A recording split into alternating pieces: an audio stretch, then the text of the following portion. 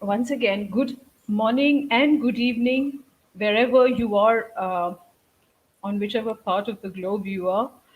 On behalf of Sarbani Chaudhury Memorial Lecture Committee, I welcome you all to the fourth Professor Sarbani Chaudhury Memorial Lecture. It's been 4 years now that we have lost her, and we still haven't quite come to terms with this loss. It is so personal for us. While we remember Dr. Chaudhury every day as SCH ma'am or as Sharbani Di in my case, the memorial lectures are an occasion for all of us to come together, for the members of the memorial committee to come together and remember her and to continue her legacy of connecting with students, with teachers, and with professionals across the society. One of the aims of the committee is to make this, not particularly this, but the memorial lectures in general, accessible to audience from every section of the society. So the lectures, which are primarily academic in nature, are not always confined to English literature studies. This year, we are fortunate to have Professor Anustup Basu among us. He's from the Department of English, Media and Cinema Studies, University of Illinois at Urbana-Champaign. I welcome you, Professor Basu. But before that, a brief note on his work. His recent book, Hindutva as Political Monotheism, published by Duke University Press in 2020, deals with a genealogical study of Hindutva, the right-wing nationalism, to illustrate the Western anthropology and political theory to the idea of India as a Hindu nation. Professor Basu will speak today on Rammohan, Bankimchandra, and the question of a Hindu monotheism. He has also agreed to take a few questions after his talk. So please be sure that you type your questions. And that will be all. Welcome, Professor Basu, and over to you. Thank you, Anuradhadi. Thank you for inviting me, but I come here with a sense of disbelief, even after it's been more than 4 years now. I've known Sharbani Di since the early 90s, I think 92 to be precise. And she never formally taught me, of course. I was in Jadupur while she was teaching in Kollani. But over the years, through various sources, and, we got to be friends. We met in various addas scattered across South Kolkata. Shivaji Das house, for instance, Shivaji Bandyopadhyay. Then Tirthankar Babu and Ratna Mashi's house, and other places, including her own house, Sharbani Di's own house in Goria. And she has been, those addas have been central to my to the formation of the intellectual in me.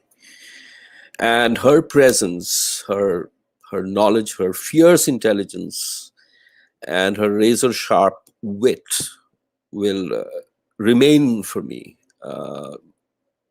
as long as I'm alive. So, with those words, let me start what I have to say today. My recent book, Hindutva as Political Monotheism, is a long genealogy of Hindu nationalism. That is, it talks about the specific ideology and its institutions, but in relation to a wider arc of Indian modernity, the Indian modernity project itself. Now, this is a story that can be told in two broad phases. The first phase would be roughly between the last quarter of the 18th century and throughout the 19th. This was a period of the invention and consolidation of a modern Hindu identity based on what Orientalist Indology identified as the religion of Hinduism. The second phase, broadly speaking, was when this modern Hindu order acquired some special properties pertaining to what I call political monotheism. These new features were needed for a discourse of Hindu nationalism to emerge towards the end of the 19th century and actually after 1920 and continue developing throughout the 20th century up to our present times. I will focus on the first phase today, that is the 19th century phase, drawing from the works of Rammohan Roy and Bankimchandra Chattopadhyay. So in the book, I begin by visiting the works of the Nazi jurist and political philosopher Carl Schmitt to draw out a principle in major European theories of religious and ethnocentric nationhood. Now, this principle is not often, all the time, stated very clearly, but it is sort of assumed, taken for granted. We know that the idea of a nation can be based on many different matters: race, language, culture, common histories or memories of migration, settlement, conquest, oppression, etc. Nationalism does not have to be based on religious identity. But if it does, then the religion itself has to be a monotheism or a secular version of that. Not just any monotheism, but an Abrahamic monotheism. I'll come to these matters in a minute. This can be drawn from Schmitt's famous declaration that all modern political concepts are secularized religious ones. In different points of history, a nation can be a monarchy, a democracy, or an autocracy. But for Schmitt, in essence, England is always Anglican England, Germany always Protestant Germany, and Spain, Catholic Spain. But it is not just Schmitt, who's an unapologetic right-wing thinker.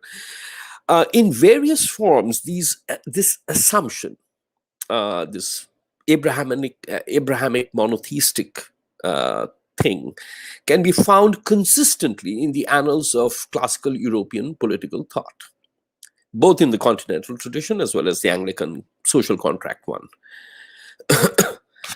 That is, in various forms, there's a tacit idea that nationhood and the security of the nation state ultimately rests on the bedrock of a majoritarian monotheistic identity. And other groups have to be suspected, distanced, or tolerated in relation to the mainstream, according to that. That is, even if the polity itself runs on secular principles. Now, here we could think of Hobbes's tirade against the religion of the Gentiles in the Leviathan. John Locke was a liberal who famously talked about liberty of conscience. But even Locke had considerable heartburn against Catholics and their pro-Vatican conspiracies. We could think about that other famous word in Locke, tolerance. Why should a group have to be tolerated instead of just being accepted into a secular charter of rights and citizenship? Similarly, Hegel's ideal state aspires towards reason and the universal, but here too, Jews, Anabaptists, and the Quakers could not be citizens in an active sense. So we can call this a secret monotheistic imperative in modern Western nation and nation state thinking after the mid-millennial religious wars and the peace of Westphalia in 1648. Consider this passage in Rousseau's Social Contract, and I quote: "From the mere fact that God was set over every political society, it followed that there were as many gods as peoples. National divisions thus led to polytheism, and this gave rise to civil intolerance, which are by nature same." So here we can come to India. From Rousseau's perspective, there could never be a Hindu nation because the religion is polytheistic. There could be only a Hindu empire, much like that of ancient and polytheistic Rome. But we have to be careful here. The idea is not about monotheism in a general sense. A formation like Sikhism, for example, would not qualify as such in Carl Schmitt's political theology. It had to be an Abrahamic monotheism commanded by a jealous, all-powerful creator and controller God. Like the God of Exodus 20 of the Old Testament, who cannot tolerate false idols or believers in such false idols. It is on this principle of uncompromising political jealousy towards apostates and infidels that Schmitt bases his famous friend enemy distinction. Modern sovereignty for him, deep down in the heart of hearts, is based on this primal believer non believer, friend enemy distinction. Secondly, we have to be careful about that other word, which is religion. This is a specific conception of faith and devotion in modern Western epistemology. Religion draws from the Latin root relic as that which binds or relegates. Talal Asad has shown that religion was reconstructed as a modern anthropological category within the parameters of European secular introspection and the modern expansion of empire. In other words, Hindu dharma or any dharma, in a sense, is not religion. There should be no controversy about this. The Hindu right would, in fact, quite readily agree that dharma, which could mean piety, duty, ethics, virtues, vices, ways of life, and many other things, dharma is not religion. So, just to be absolutely clear, when I speak of the colonial construction of Hinduism, I do not mean that Europe invented the million syncretic dharmas, great and small. These are hundreds and thousands of years old. What I mean is that with the epistemological invention of Hinduism as a religion, these myriad cosmologies of faith were catalogued and grouped under the rubric of a singular identity, that of an ism, a Hinduism. So, with these two caveats, let us return to the nation and nation state question. As it happened with the global south in general, these terms were imported to India as part of the colonial package.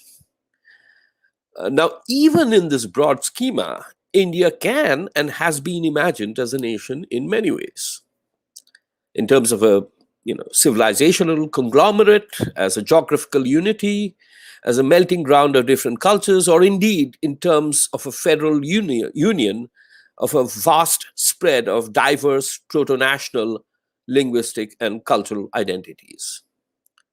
There's no dearth of such imaginations. We see it in Gandhi, in Nehru, in Tagore. As a matter of fact, if we go by Tagore, India could be a nation only by transcending the normative idea of the nation itself. That is, by absolving the idea from the narrow sectarian predicates that come with us, with its European origins. India could be a democratic notion only by being an exemplary democratic nation. But that, of course, is a different story. If, on the other hand, India is to be a Hindu nation, or in some way fundamentally defined by a Hindu majoritarianism, then what we have called the monotheistic imperative that kicks in very strongly. Seen from that vantage point, the Oriental solution would be that in order for there to be a Hindu nation and a Hindu state, there had to be at first a Hindu religion, and that religion had to take the shape of a Hindu monotheism or provide a political equivalent of that. There had to be an axiomatic church of Hinduism and a Hindu laity or flock. This would be essential because a homogeneous religious brotherhood could then be just converted into a fraternity of citizens. Then there had to be be a Hindu eschatology and a providential narrative. A people cannot be a people without a common destination and journey towards redemption. So now if we take a wide-angle historical view, this obviously becomes a very formidable project. To begin with, it's generally accepted that Hinduism is a polytheistic religion with a pantheon of 330 million gods. Actually, from an angle of religious anthropology, the million pieties grouped under the umbrella term Hinduism in the modern era include cults that can be described as polytheistic, theistic, monistic, pantheistic, atheistic, henotheistic, animist, hylozoistic, and nature worshipping. So here we have an elite Brahminical tradition based on ancient Sanskrit texts. Then we have a proliferation of gods, legends, and heroic lore in later texts. The many-armed bhakti, devotional cults of cults, then cults of the mother goddess, and a spectrum of vernacular cosmologies based on local saints, minor deities, fertility rituals, pilgrimage spots, or based in terms of deliverance from disease, drought, or catastrophe. All these things had to be subsumed into a single edifice of faith. Secondly, the problem, of course, that there was no axiomatic Hindu church or ecumenical authority with any kind of significant pan-Indian reach. Thirdly, what we call Hinduism was never a congregational religion and thus had no uniform, homogeneous laity or flock. That had been historically impossible because of the caste system and untouchability. How could the Hindus gather together under one roof when a large section of them were not allowed to enter temples? When it is understood that one body by its mere presence can pollute the other in karmic terms. Fourthly, the karma ideology, along with the idea of niyati, fate, that's an ajivika notion, that one is condemned by birth to a lowly caste existence because of sins committed in the previous birth. Now, this would complicate the question of a common Hindu eschatology and providential narrative. That is, a unified schema of salvation, if we put it that way. Now, at this point, some especially Hindu nationalists, might object that the descriptive I have provided so far and the problems I have cited emerge from a Western diagnostic perspective. Now, why should this be a valid line of inquiry? Why should Western lenses of reckoning be used to understand a Swadeshi project? So I have two answers to that. One, and this is not something I'll be dwelling, at too much. The Hindutva project, to cut a long story short, is a project that is almost entirely Eurocentric and Orientalist in its moorings. Excuse me. It is based, among other things, on a colonial idea of Hinduism, essentially a James Mill version of Indian history, which has a ancient Hindu period, dark ages of Islamic rule, and then enlightenment and revival under the British rule. Then it is sort of motivated by a post-Darwinian mid-19th century xenological thinking about race and Aryanism. And lastly, in the 20s and 30s, Hindutva borrowed institutional and ideological models quite heavily from European fascisms. Two, but that apart, history bears me out. In a general sense, the monotheistic imperative has been a persistent feature of a larger story, that of a colonial marking of Hinduism as an ism, a religion and a Hindu people as a religious and eventually political demographic. It is this story that I'll talk about for the rest of my time today, and I will place Rammohan and Bankim in that trajectory. The Indo-logical project, as we know, began in the final quarter of the 18th century, led by figures like William Jones, William Carey, or Henry James Colebrook. There were others. Its pioneering institutions were the college at Fort William, the Baptist mission at Srirampur, and the Asiatic Society. The colonial imperative behind this is easy to understand. In order to rule the natives, one had to understand their customs, laws, and, faith traditions. But this framework of understanding itself came with a set of automatic Abrahamic expectations and conditions. To begin with, the Hindus, in order to be a people, needed a book, and the book had to be a good one. This was by and large supplied by the East India Company merchant and Orientalist Charles Wilkins's 1785 translation of the Bhagavad Gita into English.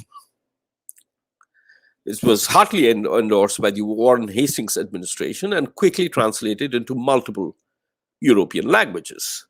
But even before that, in 1772, the East India Company had adopted Manu Shastra, the laws of Manu, as the definitive compendium of Hindu law. Over about a dozen and a half such Dharma Shastras. This was to create an axiomatic jurisprudence detached from fluid local customs and vernacular interpretation. Now, if you ask why Gita and not the Rig Veda itself, why Manu and not Gautam or Bodhayan, the answer, of course, is very simple. These were sovereign selections. They were in accordance with an Abrahamic impulse in colonial religious anthropology that demanded that in order to be identified as one people, the Hindus must have only one holy book and only one religious law. Now, Gita's European reception, from the generation of Humboldt and Hegel to the 20th century generation of Romarola and T.S. Eliot and beyond. This largely followed three channels, and Shivaji Bandyopadhyay's monumental work on the modern career of Gita is exemplary. So, out of these three channels, the first, of course, was to understand Gita in terms of poetic merit and as a prime expression of the Indian philosophical and ethical genius. The second mode was to look at it in terms of Europe's own introspection about the rise and fall of older civilizations. The third would be a more Christological reckoning in terms of preparatio evangelica of all mankind. That is, thanks to Gita, a significant part of humanity, which were the part of humanity that did not have revelation. That significant part of humanity reached Christ through the conduit of Krishna. So Krishna was just a pathway to Christ. So much like the manner in which the pagan works of Plato or, Virgil's Aeneid anticipated biblical wisdom. Some, like the 19th century German intellectual Franz Lorenzer, went a step further to claim that Gita is not just derived, but also partly plagiarized from the New Testament. So while this was going on, what were the Hindu reformers doing? 19th century Hindu reform was a formidable intellectual and social enterprise. It was many-armed and immensely complicated.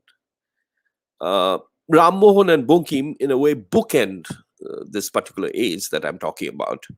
The project had many aspects, but one could think of a few things, like the emergence of congregational institutions like the Brahmo Samaj, the Prarthana Samaj, or the Prarthana Sabha, I think, and the Arya Samaj. And eventually, the adoption of the mission form, as in Ramakrishna Mission in 1897. So this was consistent with what I'm calling a monotheistic imperative in the project of Hindu modernity itself. Now, as were the reforms and to separate a core spiritual essence of Hinduism from superstition and evil social customs. You can think of sati, ban on sati, widow remarriage, female education, and especially after Jyotiba and Savitribai Phule, increasingly the caste question. In terms of intellectual projects, we could think of Dayanand Saraswati's extraction. And here I'm just talking about, illustrations pertaining to what I'm calling a kind of a persistent monotheistic imperative. So we could think of Dayanand Saraswati's extraction of a set of 10 commandments and a form of communion from the Rig Veda. We could think of Keshav Chandra Sen's Navavidhan philosophy, which combined the New Testament Orthodox Hindu doctrine and Vaishnava piety in a manner which, many of his contemporaries found it difficult to separate this from a vernacular version of Christianity. Similarly, a turn of the 20th century figure like Brahmabandhu Upadhyay, convert to Thomist Christianity, did not see any problems in announcing himself as Vedanto Catholic.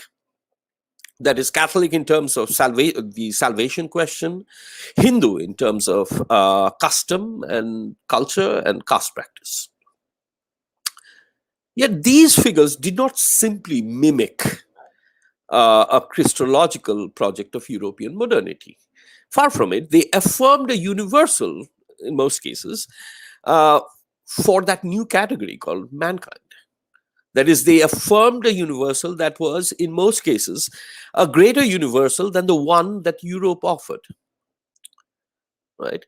Emulation of Europe, in some cases, was always followed by institution of difference at every step. So Dayanand Saraswati did the 10 Commandments and communion thing, but refused to accept the Christian doctrine of grace. since he wanted to preserve the notion of karmic justice. Keshav Chandra Sen wanted Christ, but in his brown avatar. Christ for him was an Asiatic phenomenon, both intellectual as well as theological. Christ, in a sense, did not belong to Europe. Brahmavanda Upadhyay simply believed that his compact between Vedantic thought and Christian doctrine would give birth to a second, more advanced Renaissance than the first one that came out of the confluence between Christianity and Greek philosophy. Hindu identity, in various ways, that was therefore a fluid and syncretic matter for these individuals. All the more, in various degrees, the idea of conversion as a categorical idea was not important to them. So it is against this backdrop that we can come to Rammohan Roy, who is the pioneering figure, of course, in this particular modernity project. In fact, I think Rammohan is the first person who, in a very significant sense, publicly uses the word Hinduism. From my research, I've seen, I think, some missionaries, European missionaries, used it in the 1790s, perhaps, but Rammohan was the first major instance. The central impulse in Rammohan's work was to reframe a massive Vedic tradition as a modern monotheism. For him, the task was not that of conventional exegesis from ancient texts. It had to be literary and anthropological. This was the mode by which one could comprehend the many eccentricities of Hindu custom. Apart from the Brahman as one, all other millions of gods and goddesses are of the earth, imagined by mortals and installed by their mythologies. As manifest will, the one has been symbolically comprehended as forces of nature, like the sun or the wind, or in many human and animal forms. An essential part of Rammohan's act of reading and literary elaboration was therefore the translation of the lofty, enchanting style of the scriptures to a critical and disenchanted vernacular prose of the modern. Tradition could no longer be read in terms of the Sanskrit word itself as absolute, manifest demiurgic power expressed by Brahminical authorities whose decrees and interpretations cannot be questioned. Instead, scriptural matters now had to be read in terms of allegories, parables, metaphors, symbols, or cryptic clues. This is because the Supreme Being is beyond sensory or mental comprehension anyway. There is no point quarreling with other religions or even within a religion, since all faiths are figural approximations of the singular truth that is always beyond rational or sensuous calculation. Rammohan thus sets up an apparatus for a self-conscious Hindu evaluation of the Hindu evaluation of the history and inheritance of the Hindu self. He sets up a Hindu anthropology to study the Hindu itself as the object of its study. This anthropological stance is evident in two tracts in defense of Vedic monotheism. Rammohan wrote in 1816 and 1817. Here he reads the Vedas, the Upanishads, or the laws of Manu in the spirit of modern logic and realism.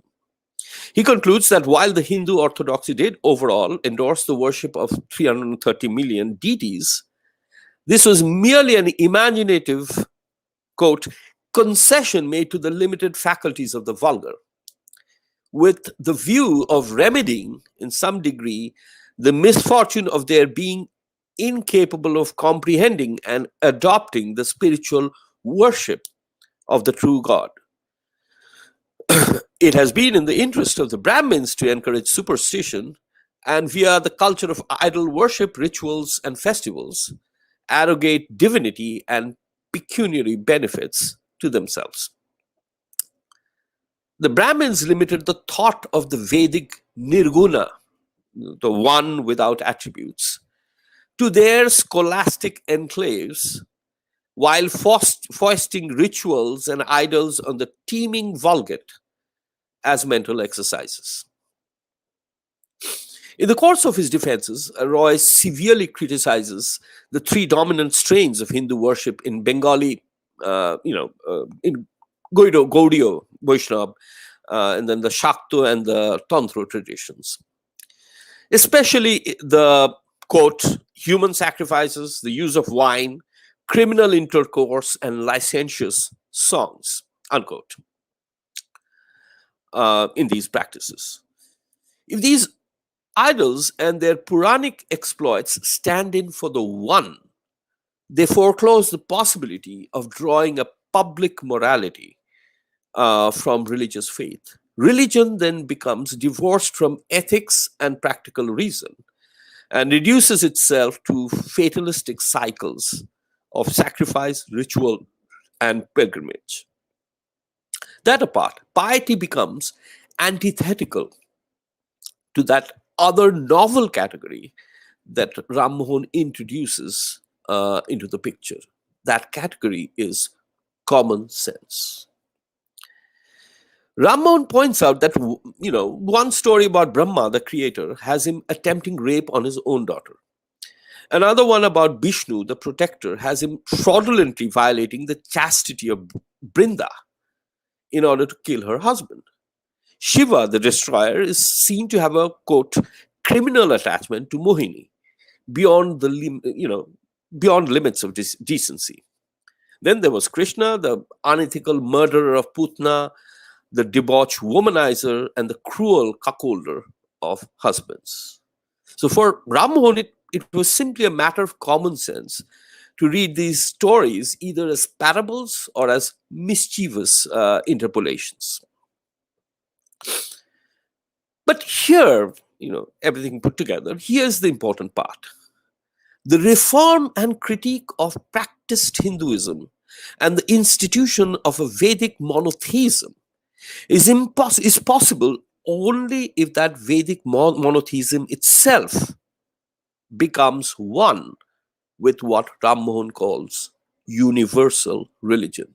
So, not just Hinduism, but all organized faiths have to be critically judged in relation to that one truth.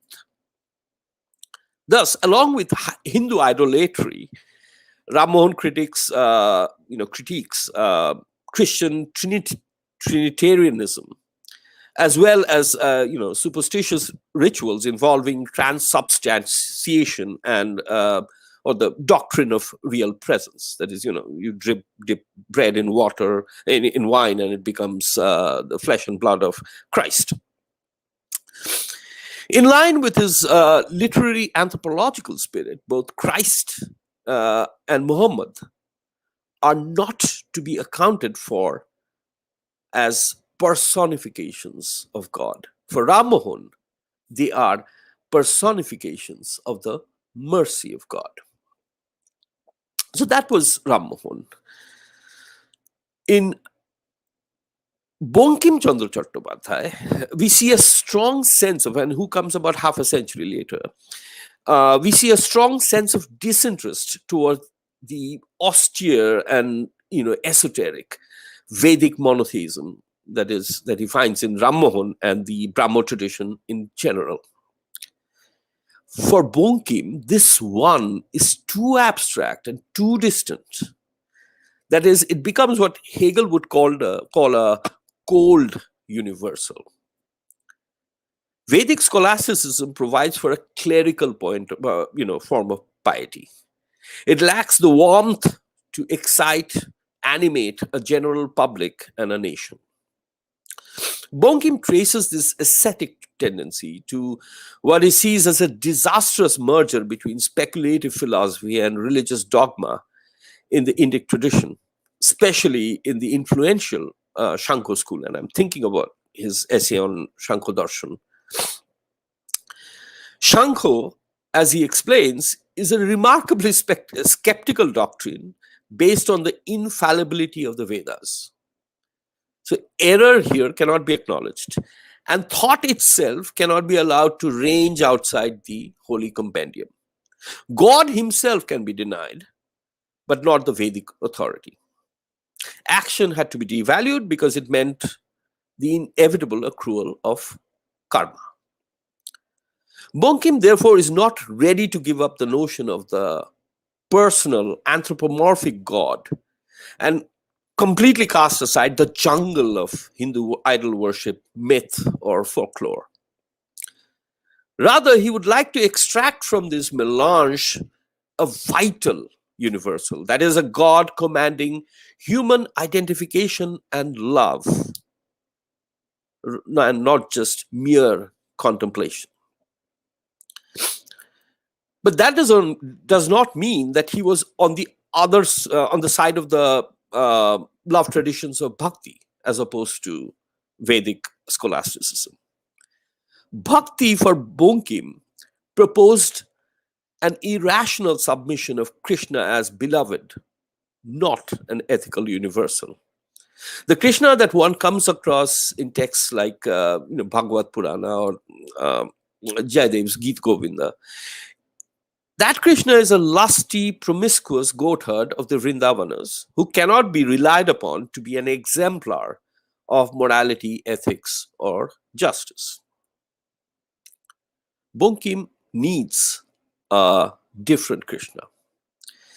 This was a Krishna in whom the Gyan Jog and Karma Jog of the postulates of Bhagavad Gita would be united to produce a profound notion of national praxis, one that was superior to Arnoldian culture or Western humanism as a whole. Unlike Rammohan's esoteric universal monotheism, Bonkim's practical and nationalist monotheism had to be animated by what I call political jealousy. That is, Bonkim's Krishna had to incarnate both the ethical as well as the actionist ideals of a new idea of a nation. Krishna had to present an active righteousness that could be deployed not just to preserve friends, but also wage war against adharmic enemies. This is a theme Bonkim elaborates in his late career texts like Dharma Tattva, Krishna Charitra, and the incomplete project on Bhagavad Gita. So let me elaborate a bit on Krishna Charitra to talk about literary style as a mechanism to institute not just a modern perceptual apparatus or a memory apparatus, but also to institute a new publicness altogether. Bonkim's monumental project aims to set up Krishna as a human ideal superior to Christ or Buddha. He uses a massive modern critical apparatus of textual criticism, hermeneutics of suspicion, scientific skepticism, and common sense to extract a historical Krishna, quote unquote, cleansed of mythic ornamentation and false belief. This Krishna did not perform miracles or magic. He was not the slippery dialectician of the Mahabharata who used deceit and lies to kill his enemies. And of course, he did not have 16,007 wives who bore him 180,000 sons. Bankimchandra's historical Krishna thus emerges as an exemplar of household virtues, the ideal diplomat, administrator, and leader, man of prophetic wisdom, as well as practical sense. He was not just the sage articulator of dharma, but also had a warrior self to actively defend the cause of Dharma. In Bonkim's estimation, this is why Krishna scores over Christ. That is because while Krishna could be a god and king at the same time, Christ was too otherworldly to be able to rule Israel, even if Rome had appointed him to do so. For Bonkim, it is this that accounts for the duality of the West. Christ, the icon of the West, is an exemplary human being, humble, pious, a messenger of peace, and a renouncer of the world. Modern Europe is its exact opposite. It is interested in material comforts, profit, and war. And that is because its icon, Christ, remains otherworldly and mysterious. This duality has to be parlayed into artificial European separations like that between the church and the state. The exhuming of the historical Krishna from the ground of myth is done with meticulous care and precision. By launching an assault of reason on the textual inheritance of the Mahabharata, the Harivansha, and the 15 Puranas that feature the god.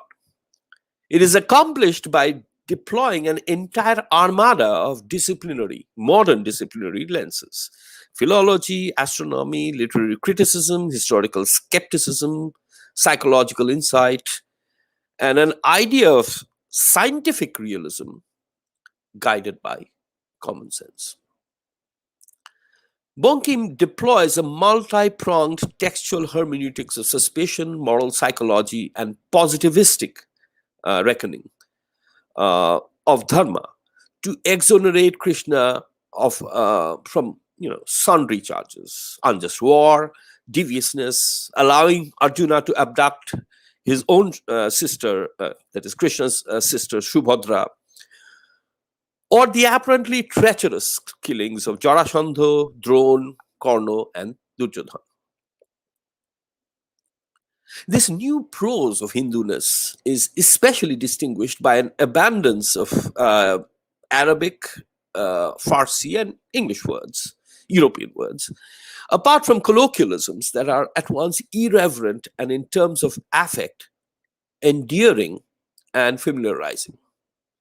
It is thus a dialectical Sanskritization by which energetic vernacular expressions are not simply refuted by priestly dictum, but they are embraced in a new commons of language.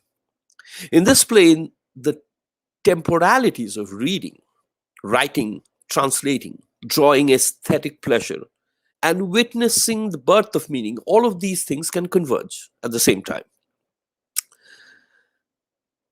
So Bonkim at one point visits the quite unreal Khandobdaho episode of the Mahabharata, in which Arjun, at the behest of Agni, the god of fire, stops the rain with his arrows so that Agni can devour the Khandop forest in peace. But why was Agni hungry in the first place? Bonkim caustically explains that the great god was offered ghee, clarified butter, for 12 long years in the fire rituals conducted by the great sage Durvasha. Quote, and this is my translation: Agni was afflicted with dyspepsia, having consumed clarified butter. He went to Brahma and said, "Thakur, I am in a lot of trouble. I feel quite woozy, having eaten so much. Now, what must I do?" Brahma suggested a treatment like a Simla similibus curanta. The prescribed treatment was the great devouring of the forest. Bonkim, of course, disowns the entire episode as imagined nonsense, but with an indulgence that clears the pathway for more profound observations to follow. While Agni is feasting, Arjuna has to fight Indra himself, the god of thunder, who wants to interrupt. When a frustrated Indra throws mountains at Arjuna, the great warrior splits them with his arrows.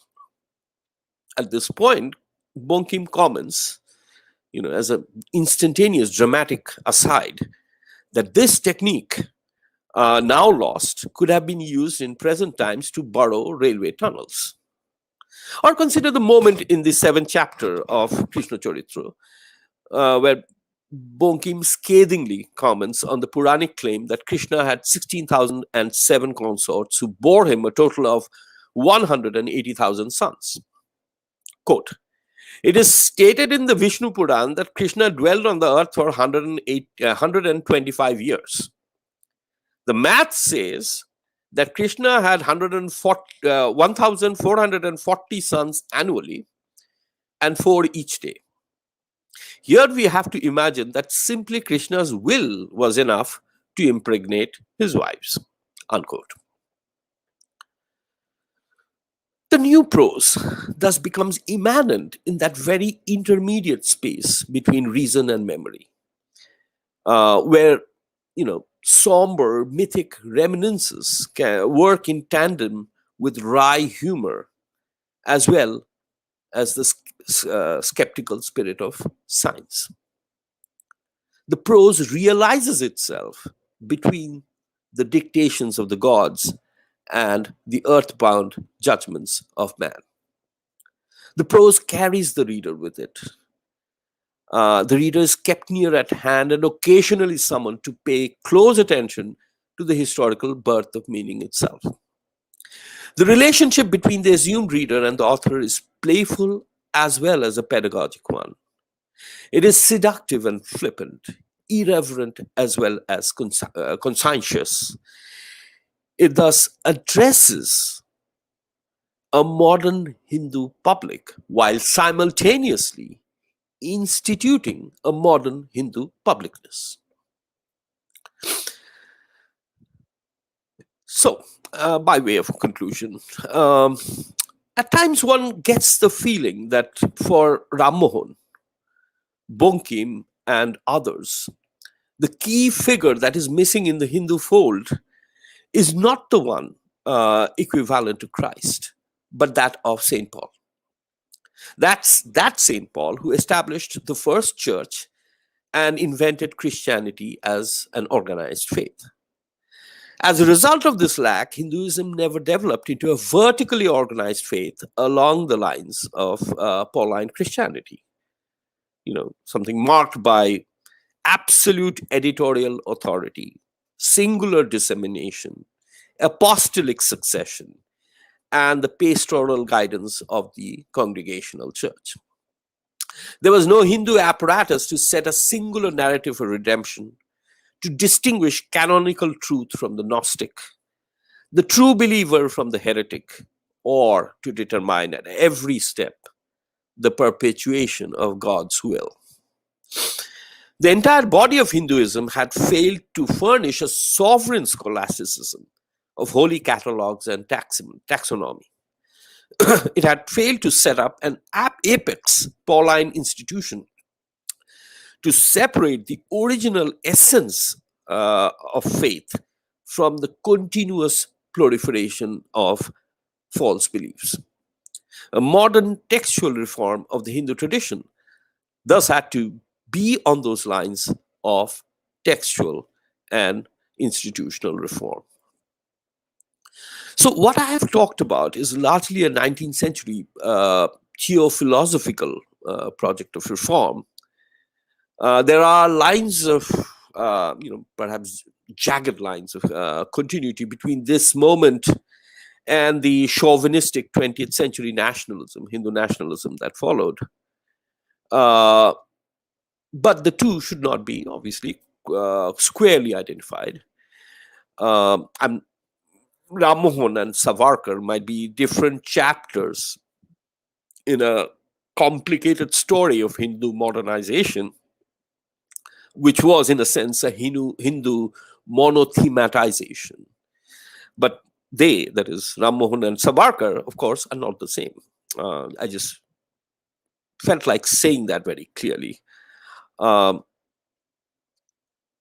It is also true that this project of political monotheism that started with Bonkim remains incomplete to this day. Uh, there are many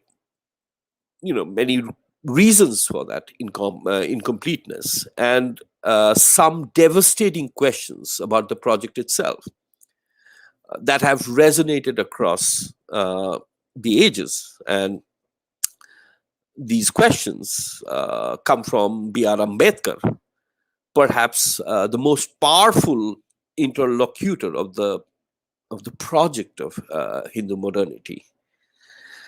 Let me end by recalling some of these questions, which of course we won't be discussing at length here.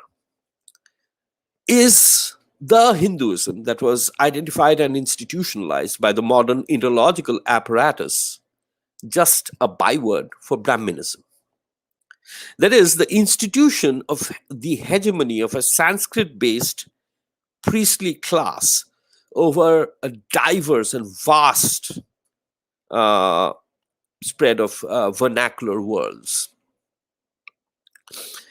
The three high caste groups, the Savarnas, to this day make just about a quarter of the uh, people, the Hindu people. So is Hindutva, all in all, a case of a Brahminical Savarna minority masquerading as a Hindu majority? Second, Ambedkar asked rather pointedly, is there a Hindu society at all, or just a confederation of caste groups that come together during communal riots? Do the Hindu scriptures at all provide a constitutive unifying principle, or just philosophical speculations mired in mythology and a melange of caste ethics? Is a modern Hinduism possible without caste and a complete subjugation of women? And last but not the least, is a Hindu universal possible without a Hindu equity? Thank you very much.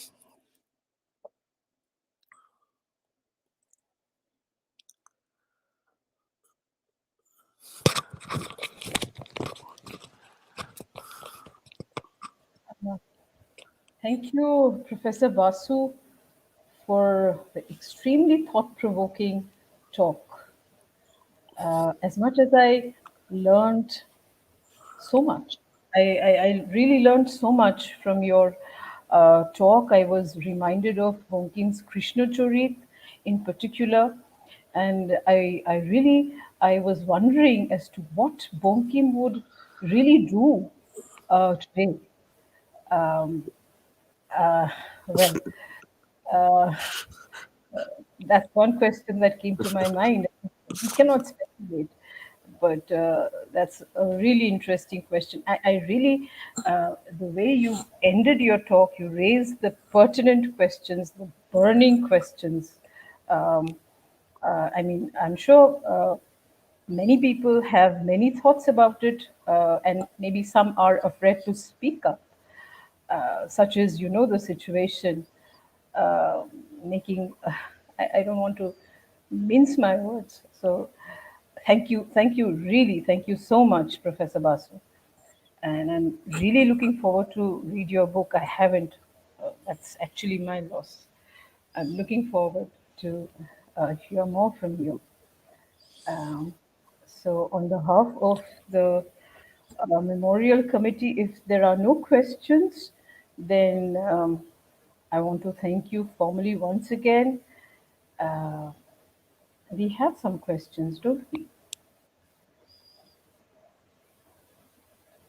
Okay, there is Orpita Ghosh who has a question. Professor Basu, can you read her question on Yes, your yes, screen? yes. So, where do I think my work is situated? Religious anthropology, history, political philosophy. I think it's a tacky way to put it would be that it's interdisciplinary, including all I've touched upon all these areas. But I think I'm primarily this has been a history of ideas. And I started this project as a study of contemporary Hindu media universe, and then somehow it sort of worked itself back. Uh, so that's what you know. It's so there are various kinds of scholars who have responded to the project, including religious studies people as well as people in communication studies, as well as historians, etc.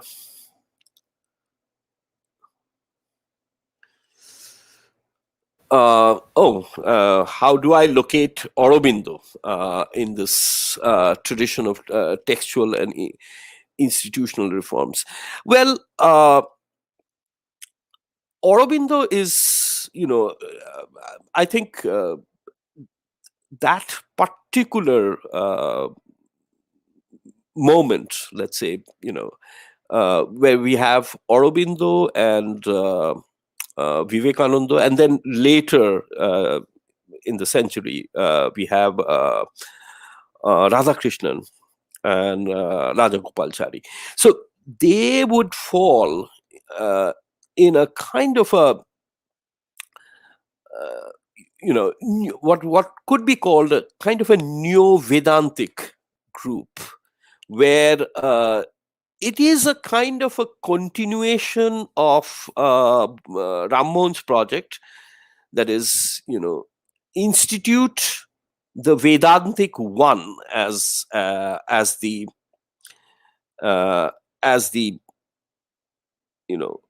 singular truth, and then at a secondary level deal with the obvious social problems of Hindu society, the ills and the evils that have crept in, and you know in other words, attempt at a much more popular level, more than what Rammohan could achieve, a kind of an effort towards a modernization that would bring up the questions of ethics, duty, a charter of rights, a charter of emancipation, uh, and indeed a charter of nationalism. So that is more or less where I would place Aurobindo.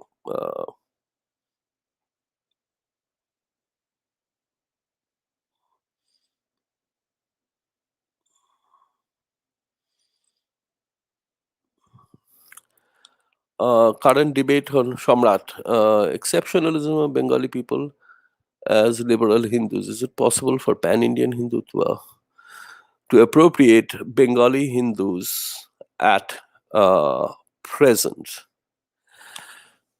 Well, I think, well, first we have to,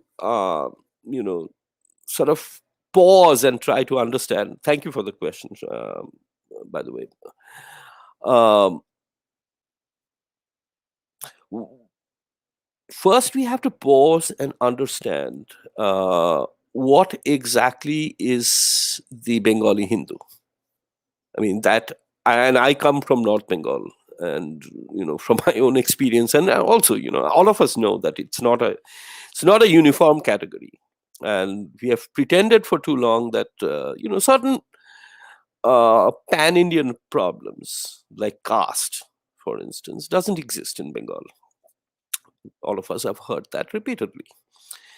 And so, first, when we talk about Bengali Hindus, uh, would be include people who are derogatorily referred to as Mauritians in North India, or the tribal belts in Purulia, and the Matuas, and so on and so forth. Right. That calls for deep introspection. But with the BJP, I hope not. I'm holding my breath and waiting. But there is this if you think about the Hindu nationalist project as a broad category, and forgetting their differences for the moment, if you consider the Bengali Hindu as a kind of a unified category, I would think that the two, in historical terms, would be difficult to merge.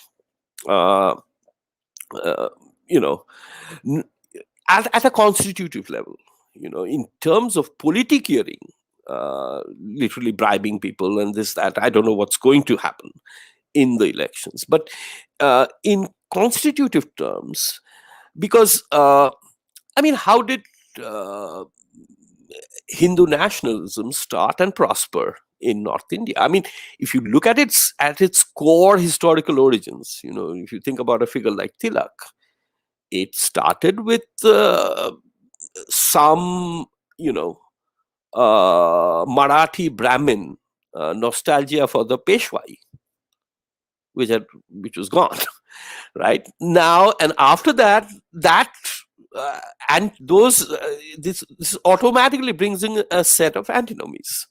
Like if you want to have a pan-Indian Hinduness, what is that? Can Bengalis eat meat? Can they have goat meat during Kali Puja, right? And hundreds of cultural, political, and questions pertaining to custom. And it was to address these questions that we had this thing called Indian federalism, which is being endangered now, right? So, in other words, I have two answers to your question. I think it's a very important question.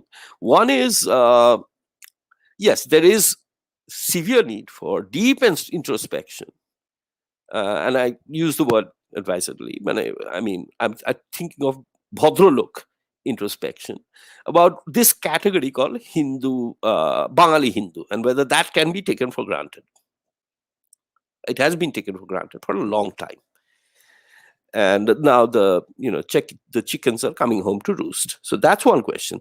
Number two, uh, I would find it, it would be a historic political defeat if, um, yes, Bengal is subsumed into North Indian uh, Hindu nationalist project of a certain kind, which is itself, it's a provincial project.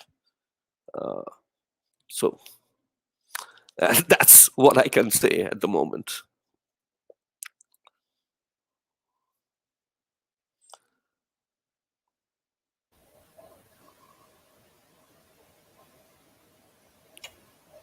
So I don't think there are any more I questions. think there was one more that flashed across the screen and then went away. That was a comment. Yes, Oh, it was. okay, okay. Yeah, that was Orpika's comment. Yes. Thank you. Actually, we could go on and on. This is so close to our hearts. So if that's all, um, thank you so Thank much. you very It was much. fun. Thank you so much. We hope to see you sometime soon. Yes, With hopefully. all our best wishes.